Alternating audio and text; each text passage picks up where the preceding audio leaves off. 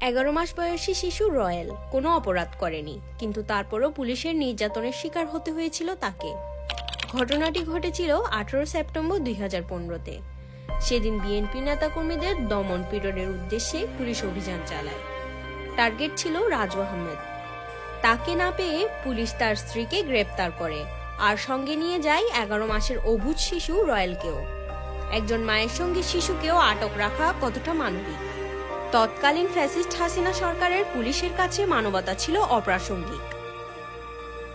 সারা দেশে বিএনপি নেতা কর্মীদের বিরুদ্ধে নির্বিচারে দমন পীড়ন, পুলিশের বেআইনি গ্রেপ্তার ও বাড়িতে হামলা, রাজনৈতিক প্রতিহিংসার শিকার সাধারণ মানুষ, এইগুলোই ছিল সেই সময়ের বাস্তবতা। কিন্তু ফ্যাসিবাদী শাসনের নির্মমতা গণতন্ত্রের সংগ্রামী সৈনিকদের দমিয়ে রাখতে পারেনি। বিএনপির নেতাকর্মীরা জানেন, এই লড়াই মানবাধিকার প্রতিষ্ঠার লড়াই, এই লড়াই গণতন্ত্রের পুনরুদ্ধারের লড়াই।